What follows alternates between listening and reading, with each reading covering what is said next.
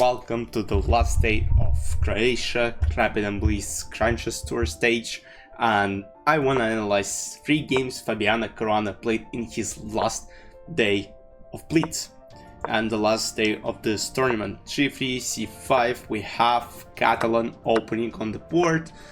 We are going into some potential Binoni, Bishop G2, Bishop G7, Knight R3, Castle, Rook E8, Bishop F4, quite all common, Knight H4, Bishop goes back, Rook E1.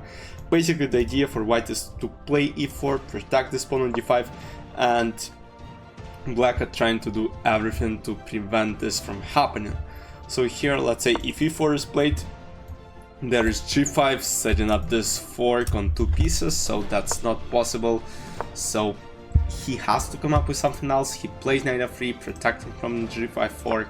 Now Knight BD7, and now again doesn't go for E4 right away because there is again Knight G5, and Knight feels safe, and basically the E5 square is blocked, so no need to rush. Bishop G5, Queen B6, Queen C1, Knight D5, H3, Knight F3, takes, and now he doesn't go Knight F5.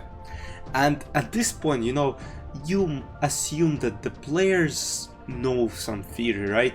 Because they play those lines for like their entire time, right?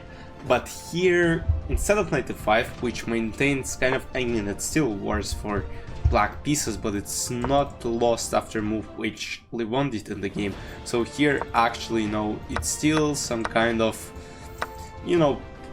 I can't say white are winning, but they're still a lot better due to this D5 pawn, and it goes here, then Knight D5, D6, D7, all those ideas, but instead Knight F6 was played, and probably Levon just blundered the idea, and the idea is very simple: Queen S7.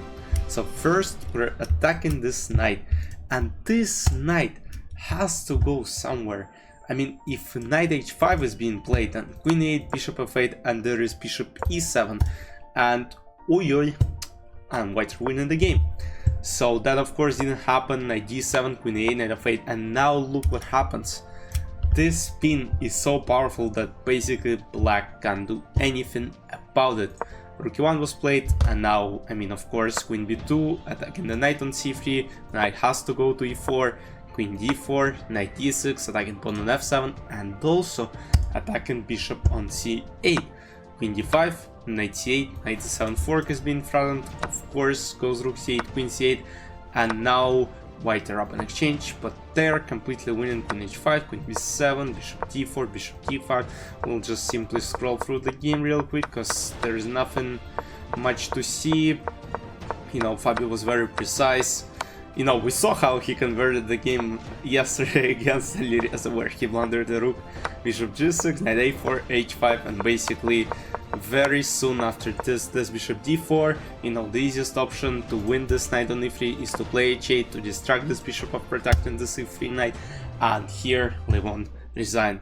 Now game against Gukesh with black pieces, E4, E5, and now again Gukesh goes for this G3.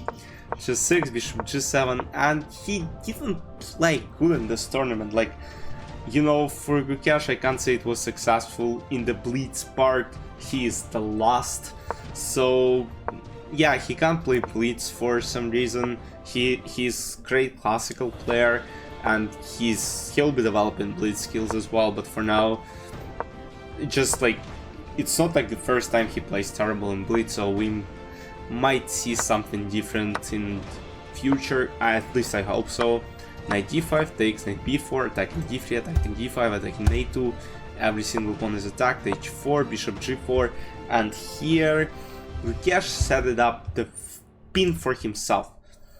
Here he can't do anything. Bishop G4, and look, white can't do anything about this. Takes, A3, Knight F6, and it turns out white are losing this knight on F3, and they can't do anything, because basically if queen goes somewhere, it can't attack the knight, it cannot counter-attack in any way. So here, black will just take, and unfortunately Rook E1, Queen F6, Bishop G5, Queen F5, it's still the case. bishop e7, rook f7, bishop h6, takes, and basically they traded the pieces of the board, and now, of course, he's completely winning. He tried to set up this checkmate, right? And you know, it's easy, like, let's say you pre-move something like this, and you know, rook h1 checkmate would be very disappointing to lose to, but now f4 takes, again, if rook f4, imagine just taking the pawn and you're checkmated. So still gotta be very careful. Rook g6, training the rooks, and of course now no problems for Fabi in converting this endgame, d5, you know, stopping the pawn, now promoting the pawn, basically this, not king g8, because again, rook f8, gotta be very careful with where we're going, king f5, rook f3, trying to set it up, king f4, this, and now after king f3, of course, good cash design, because basically, let's say something like this happens, this, right, and then rook d7, can just play rook g7, right, rook g7, or just king g7, d1, promotes, and of course, black will easily win this game. And the final game I want to show you is the game Fabi played against Nepo, who didn't let him force a tiebreak in the candidates. And Nepo plays an interesting system with queen f3, d4, this gambit, right? This is what I play in Blitz or Bullet usually. I don't get good results in here, but again, sometimes to surprise your opponent, you gotta come up with some trap. This takes, we'll see it real quick, and here h4. Very interesting moment. Now because of takes, it's actually winning for white piece, because let's say knight d7, there's queen h3, and this checkmate is coming. King f8, I assume there's, yeah, computer thinks bishop g7 is an absolutely devastating move, because king g7, queen h6, queen h8, right? And if king s7, there is e5, and basically it all collapses. Black's king can't go anywhere. So of course Fabi doesn't take 4. So here it all comes down to who will attack first. So here, let's say knight f4, it actually loses because queen g7, bishop c3, all looking towards the skin. So again, some tricks, this king b1. So here again, what Nepo needed to do is to protect this pawn on e1, and if b5 would have been played, you know, there is some e5, and you know, the position is getting very interesting. But instead of getting counterplay b5, and now he didn't have any e5 ideas, queen f6, and now he's just a lot slower. He plays knight d4, he plays c5, but it turns out after e5, queen g6, e6 is a blunder. So basically, of course, takes, there's queen g6, right?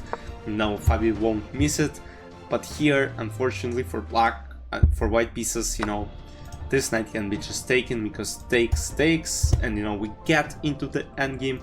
Here, of course, Nepo tries to keep the queens on the board, keep an attack coming, but again, what is this rook on d5 is doing?